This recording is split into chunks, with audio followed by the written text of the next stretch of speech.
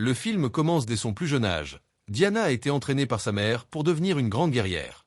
La jeune princesse a vécu sur l'île de Thémiscyre avec les Amazones, et malgré son jeune âge, s'est avérée aussi habile que n'importe quelle autre guerrière. Sa petite taille et sa force ne l'ont jamais empêchée d'exceller dans les activités qui demandaient des compétences physiques. Au contraire, Diana a toujours su utiliser ses faiblesses à son avantage, ce qui lui a permis de se démarquer parmi toutes les autres Amazones. Mais un jour, au cours d'un des tournois, alors que Diane s'apprête à remporter la victoire, elle tombe de cheval. Elle n'a alors que deux options, abandonner la course ou tricher en prenant un raccourci. Ayant toujours été une personne compétitive, la princesse de Thémiscyre finit par choisir la deuxième option et réussit à remonter sur son cheval. La jeune femme est sur le point de remporter le tournoi lorsqu'Antiope l'empêche de franchir l'étape finale car elle découvre que Diane a triché. Frustrée de son propre échec, la jeune fille se met à pleurer mais est soutenue par sa mère, qui lui dit qu'un jour Diane sera une grande légende comme la guerrière Astéria. Des années plus tard, en 1984, Diana vit sur Terre parmi les humains et a consacré sa vie à les protéger d'eux-mêmes. Un jour, un groupe de criminels commet un braquage dans un magasin d'antiquités du centre commercial et tente de s'échapper.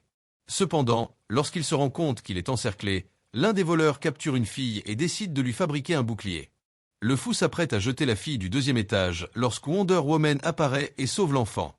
Elle utilise alors son lasso de vérité pour arrêter le criminel et capturer le reste de la bande. Après avoir attrapé tous les voleurs, Diana les remet à la police et s'en va, car son identité reste un mystère pour les humains.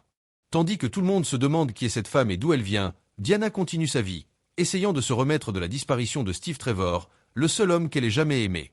Le lendemain, lorsqu'elle arrive dans l'entreprise où elle travaille, Diana rencontre Barbara Minerva, une brillante scientifique qui a du mal à s'entendre avec ses nouveaux collègues. Cet après-midi-là, alors que Barbara enquête sur des artefacts anciens, Diana s'approche pour lui proposer son aide, car sa collègue vient d'être embauchée. À ce moment-là, elle trouve une pièce antique qui promet de répondre à toutes les demandes. Et même si elle croit que cette pierre citrine n'est qu'un faux, Diana ne manque pas l'occasion de souhaiter récupérer son bien-aimé. La femme invite ensuite Barbara à déjeuner, car elle remarque qu'elle a beaucoup de mal à socialiser et qu'elle se sent seule. En arrivant au restaurant, les deux femmes parlent de leur passion passée. Diana révèle qu'elle était amoureuse d'un pilote, mais qu'il est décédé il y a quelques années. Cette nuit-là, alors qu'elle quitte le travail et rentre chez elle, Barbara est entourée d'un homme ivre qui essaie de l'embrasser et commence à crier à l'aide. Soudain, Diana apparaît et jette l'homme au loin.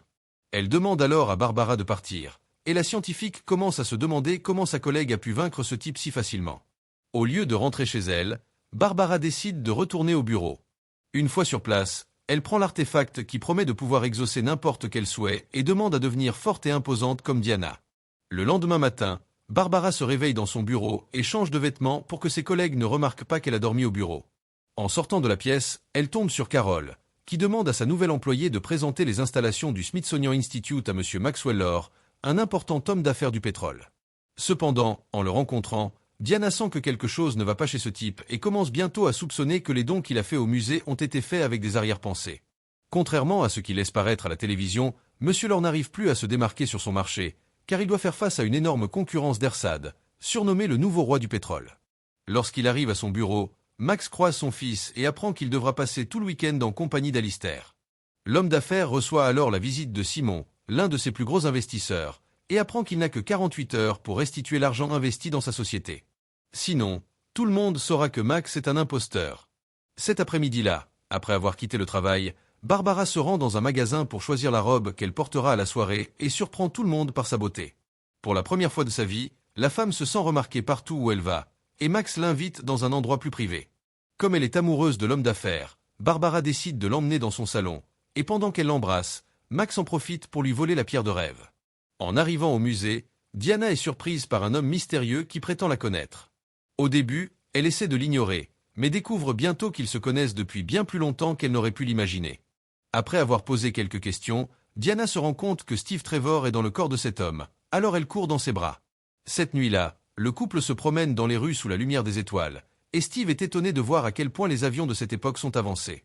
Le pilote emmène ensuite Diana à l'appartement de son hôte, et il se rattrape pendant que Steve essaie de s'habituer à son nouveau corps. Après avoir volé l'artefact qu'il a passé des années à chercher, Max retourne à son bureau et passe sa commande. Mais contrairement à tous les autres utilisateurs avant lui, Max ne se contente pas d'une seule requête. Au lieu de cela, il veut devenir la pierre de rêve elle-même, alors la roche commence à s'effondrer juste devant lui. Le lendemain matin, quand elle se lève, Barbara se dirige vers le réfrigérateur, et lorsqu'elle ouvre la porte, elle se rend compte qu'elle est beaucoup plus forte que d'habitude. Quelques minutes plus tard, Diana se réveille à côté de Steve et est ravie de découvrir que tout ce qu'elle a vécu la nuit précédente était réel, pas seulement un rêve. Bien qu'elle veuille passer toute la journée dans cette pièce, elle décide de sortir pour enquêter sur la façon dont une pierre a pu ramener son petit ami dans le corps de quelqu'un d'autre. Pendant ce temps, Max rend visite à son investisseur et convainc Simon qu'il souhaite que sa société Oron Negro devienne connue à l'échelle internationale. Après avoir aidé son petit ami à s'habiller selon la mode de l'époque, Diana l'emmène voir l'entreprise où elle travaille. En se promenant dans les rues, Steve est émerveillé par toute la technologie et les installations du monde moderne, en particulier le métro. Avant de commencer son enquête, Diana emmène Steve visiter le Smithsonian Institute, qui est ravi de voir la section du musée consacrée exclusivement à l'évolution de l'aviation. Lorsqu'il arrive au bureau, Max découvre que tous ses puits de pétrole jaillissent, et il a du mal à contenir son excitation, car il était déjà sur le point de vendre tous ses terrains. Ce matin-là, Raquel, sa secrétaire, reçoit des dizaines d'appels d'investisseurs et souhaite davantage d'aide pour faire face aux nouvelles exigences. Après que la femme ait formulé sa demande, de nouveaux employés se présentent immédiatement aux entretiens d'embauche, et Max n'hésite pas à les embaucher. Lorsqu'elle rencontre Barbara, Diana présente Steve et lui dit qu'elle aura besoin de la pierre de citrine pour faire des recherches. À ce moment-là, la scientifique lui dit qu'elle a prêté la pierre à Max lors la nuit précédente parce qu'elle ne pensait pas que cela poserait un problème puisque l'artefact n'était qu'un faux bon marché. Après avoir entendu cela, Diana court chercher un taxi et Steve l'accompagne au bureau de l'homme d'affaires. Lorsqu'ils arrivent sur place, le couple voit beaucoup de monde à l'extérieur du bâtiment et Diana casse un énorme cadenas pour entrer dans le garage. Ils prennent ensuite l'ascenseur et se dirigent vers la chambre de Max, où ils trouvent de nombreuses études anciennes sur cette pierre exaucant les vœux. C'est alors que Diana appelle sa collègue et demande à Barbara d'utiliser toutes ses compétences d'enquête pour trouver l'endroit exact où la pierre de citrine a été trouvée. Wonder Woman croit que l'artefact a été créé par un dieu, et si c'est vrai, l'objet est encore plus puissant qu'elle ne l'imaginait. En fouillant dans la corbeille à papier du bureau, Steve découvre que Max leur a récemment acheté un billet d'avion et s'apprête à embarquer pour un vol à destination du Caire. Après avoir obtenu cette information, Diana décide de le poursuivre et emmène Steve à la piste d'atterrissage de l'Institut Smithsonian afin qu'il puisse choisir un avion à piloter. Une fois dans l'avion, le pilote tente de comprendre comment démarrer l'appareil car le panneau de contrôle est très différent de ce à quoi il est habitué. Cependant, il ne lui faut pas longtemps pour s'habituer au jet et il parvient rapidement à allumer les turbines pour lancer le décollage. À ce moment-là, Ken et Jake se rendent compte qu'il y a un avion sur la piste et déclenchent une sirène pour alerter les gardes. Immédiatement, une équipe de sécurité se met à la poursuite du jet et Diana se rend compte que si rien n'est fait, elle et Steve auront des ennuis. Elle décide alors d'utiliser un pouvoir hérité de son père. Il y a des centaines d'années, Zeus a caché Thémiscyre au monde, et comme lui, Diane possède également le pouvoir de rendre les choses invisibles. Cependant, en 50 ans, elle n'a réussi à le faire qu'une seule fois. Elle doit donc se concentrer pour mettre à nouveau son pouvoir à l'épreuve. Puis, lorsque l'avion décolle, Diana parvient à le rendre invisible et l'appareil disparaît des radars. En ce 4 juillet, les citoyens américains célèbrent l'indépendance des États-Unis et Steve est ravi d'assister pour la première fois à un magnifique feu d'artifice. Il décide alors de voler au-dessus des nuages pour avoir le privilège de voir les lumières briller en contrebas et Diana complimente son petit ami pour son talent de pilote, car elle n'a pas encore réussi à maîtriser cette compétence. Après plusieurs heures de recherche pour découvrir l'origine de la pierre citrine, Barbara quitte l'institut et se précipite chez elle à toute vitesse. Sur le chemin, elle croise le même homme ivre qui a tenté de l'enlever la veille, et une fois de plus, l'homme tente de se rapprocher d'elle. Cette fois, cependant, Barbara se sent suffisamment en confiance pour l'affronter et le jette contre un camion garé à proximité. Lorsque l'homme tombe au sol, Barbara lui donne un coup de pied dans la poitrine et l'envoie voler. Alors qu'elle l'attaque à coups de pied, la femme commence à se réjouir de sa vengeance et dit qu'elle pourrait le faire toute la nuit. Cependant, alors que Barbara est sur le point d'éliminer l'homme, un sans-abri apparaît et elle décide de partir. Après son arrivée au Caire, en Égypte, Max rencontre le roi du pétrole pour parler affaires. Amir lui demande comment il a réussi à développer son empire du jour au lendemain. L'homme sait que son concurrent a fait faillite et le soupçonne d'avoir utilisé des moyens illégaux pour prospérer. À ce moment-là, Max demande à Amir quel est son souhait le plus profond et lui assure qu'il le réalisera à condition que l'homme lui donne tout son pétrole. Lorsqu'il entend cela, Amir se met à rire, car il vient de vendre son pétrole aux Saoudiens. Furieux de ne pas pouvoir obtenir ce qu'il veut, Max enlève toute l'équipe de sécurité de son concurrent et le laisse seul face aux conséquences d'avoir souhaité la formation d'un grand mur au milieu de la ville. Alors qu'elle est sur le point d'arriver dans la capitale égyptienne, Diana aperçoit Max dans une voiture qui roule en sens inverse et achète la voiture du chauffeur de taxi pour le poursuivre. Apercevant le couple par la fenêtre, Max ordonne à ses agents de sécurité de s'en débarrasser. Les soldats commencent alors à tirer. À ce moment-là, Diana décide d'enfiler son costume et d'affronter seule ses ennemis, car elle ne veut pas mettre la vie de Steve en danger. Après avoir arraché le volant d'un des camions, Wonder Woman utilise le véhicule comme bouclier pour s'approcher de sa prochaine cible et parvient à se débarrasser du tireur qui tentait de l'éliminer. Mais d'autres gardes ne tardent pas à s'approcher et Diana finit par se faire tirer dessus. Elle se cache sous l'un des véhicules. Lorsqu'il voit sa bien-aimée en danger, Steve n'hésite pas à jeter une voiture sur l'un des chars pour détruire le canon. Pendant ce temps, les autres soldats tentent de frapper Wonder Woman avec leurs armes, mais elle parvient à renverser le camion et saute sur le pare-brise de la voiture pour parler à Max. Diana tente alors de le convaincre de lui remettre la pierre, mais découvre que Max a transféré le pouvoir de l'artefact sur lui-même. Tentant d'échapper aux nouveaux tirs, Wonder Woman se retrouve coincée entre deux voitures et est sur le point d'être écrasée lorsque Steve apparaît aux commandes d'un char de combat et utilise le véhicule comme barrière pour empêcher Diana d'être blessée. Lorsqu'elle aperçoit un groupe d'enfants en train de jouer quelques mètres plus loin, l'héroïne craint qu'ils ne se fassent écraser. Puis, après avoir poussé l'un des véhicules hors de la route, elle demande l'aide de son petit ami pour rejoindre les deux jeunes garçons avant que leur vie ne soit en danger. Après avoir retenu les enfants, Wonder Woman est incapable de maintenir son vol et tombe au sol. Lorsque les véhicules s'approchent, elle utilise son propre corps comme bouclier pour protéger les petits, mais les conducteurs parviennent à faire un écart et à poursuivre leur chemin hors de la ville. À ce moment-là, le couple voit de nombreux hélicoptères voler vers la capitale et découvre qu'un grand mur a été construit ce matin-là. Désormais, les communautés les plus pauvres d'Égypte n'ont plus accès à la seule source d'eau douce de la région. Alors que tous les Égyptiens paniquent, Diana appelle Barbara et découvre que la pierre de citrine est apparue mystérieusement dans différentes civilisations au fil des ans. Bien qu'elle n'ait pas pu découvrir l'origine exacte de l'artefact, la scientifique révèle que son dernier indice pointe vers un homme qui prétend être un chaman maya. Dans ses recherches, Barbara a découvert que ce type donne des cours dans une maison abandonnée et partage l'adresse avec Diana. Le lendemain matin, Barbara décide de rendre visite à Bajed. Peu de temps après, Diana et Steve se présentent à sa rencontre.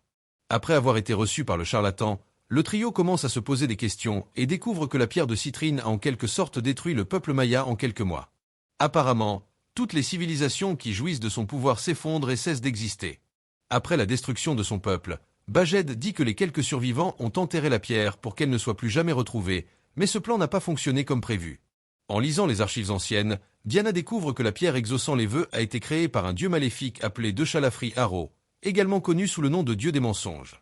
La vérité est que l'artefact exauce les vœux et en retour, enlève à l'utilisateur son bien le plus précieux. Cela explique pourquoi Diana s'est affaiblie après le retour de Steve. Elle a commencé à perdre ses pouvoirs. Le seul moyen d'empêcher l'effondrement est de détruire la pierre ou de lui rendre tout ce qu'elle vous a donné. Le problème est que l'artefact a déjà été détruit, car Max leur est devenu la pierre elle-même. À ce moment-là, Diana se rend compte qu'elle a un choix difficile à faire car si l'homme d'affaires est éliminé, tous les vœux exaucés par la pierre disparaîtront, y compris celui de Steve. En entendant cela, Barbara se rend compte qu'elle risque de redevenir une perdante et décide de partir, car elle refuse de renoncer à son souhait. Cet après-midi-là, Max reçoit la visite des hommes les plus puissants du pays et leur accorde leurs plus grands vœux afin d'obtenir quelque chose en retour de chacun d'eux. Cependant, alors qu'il exécute ses demandes, Max sent sa santé décliner et commence à se demander ce qui se passe, car son corps s'affaiblit de plus en plus. Alors que Max essaie d'organiser une rencontre avec le président, Diana réfléchit à un moyen de détruire la pierre sans devoir renoncer à son souhait, car elle ne peut plus imaginer une vie sans Steve. Dans son bureau, Diana garde l'armure d'Asteria, la plus grande guerrière de Themyscira. Lorsque la race humaine a emprisonné les Amazones, Asteria a libéré ses sœurs, mais quelqu'un a dû rester sur place et contenir les hommes pour que les autres puissent s'échapper. Ce jour-là, Asteria s'est sacrifiée pour que les Amazones aient la chance de retourner à Themyscira, et sa bravoure n'a jamais été oubliée. À son retour sur Terre, Diana a cherché Asteria, espérant qu'elle soit encore en vie, mais tout ce qu'elle a trouvé, c'est son armure. En arrivant à la Maison Blanche, Max demande au président quel est son plus grand souhait, et il répond qu'il aimerait avoir plus d'armes nucléaires pour faire tomber le gouvernement russe. En échange, Max dit qu'il prendra tout le pouvoir, l'influence et l'autorité du président. Devenu l'une des plus grandes autorités du pays, l'homme d'affaires paré, en chemin, croise Wonder Woman. Après avoir attrapé son adversaire au lasso, Diana tente de le convaincre de l'accompagner, mais Max ordonne à ses gardes de sécurité de l'attaquer.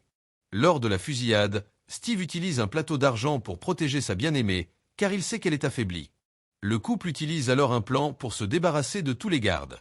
Alors que Diana utilise le lasso de la vérité pour les abattre, Steve vole le pistolet à l'homme qui tente de tirer sur sa petite amie. Mais au moment où Max leur est sur le point d'être capturé, Barbara apparaît et attaque Diana. À ce moment-là, l'homme d'affaires tente de s'échapper et Steve se lance à sa poursuite. Maintenant qu'elle a tout ce qu'elle a toujours voulu, Barbara ne veut pas abandonner sa nouvelle vie car elle ne supporte pas l'idée de perdre ce qu'elle a accompli. Pendant la bataille, des gardes de sécurité de la Maison Blanche apparaissent et commencent à tirer. Alors Barbara les attaque tandis que Diana utilise le peu de pouvoir qui lui reste pour empêcher les hommes d'être blessés. À ce stade, la femme est prête à éliminer quiconque se dresse sur son chemin et utilise ses nouveaux pouvoirs pour blesser Wonder Woman afin que Max puisse s'échapper. Voyant son adversaire affaibli, Barbara décide d'arrêter l'attaque mais dit que si Diana décide de s'en prendre à nouveau à Max, elle finira par être éliminée. Tout en aidant sa petite amie blessée à se mettre en sécurité, Steve observe le chaos qui règne à Washington. Diana comprend alors que si rien n'est fait, son monde s'effondrera. À cet instant, Steve réalise qu'il doit retourner dans l'au-delà pour que sa bien-aimée puisse retrouver ses pouvoirs, car elle est la seule capable d'inverser le désastre en cours. En entendant cela, Diana est dévastée. La seule chose qu'elle avait toujours désirée était de retrouver Steve, et maintenant, elle doit renoncer à ce cadeau. Après un dernier baiser, elle prend la décision déchirante de renoncer à son vœu.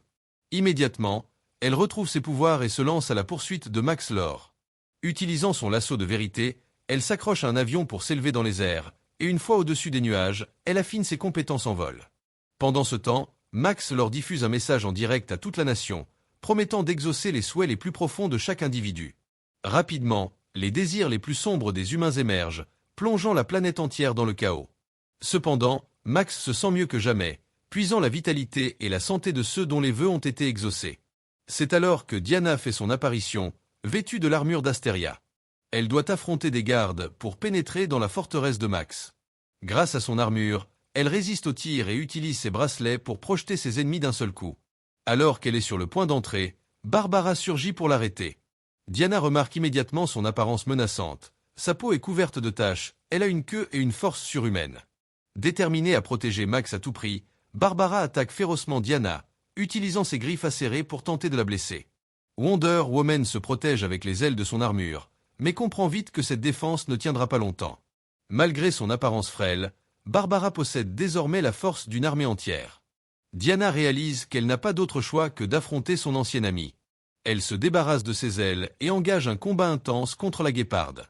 Finalement, elle parvient à la vaincre et l'immobilise avec son lasso de vérité. Barbara tente de fuir, mais s'accroche à un câble électrique pour se propulser dans les airs et poursuivre Diana. Dans la mêlée, les deux femmes chutent dans un lac.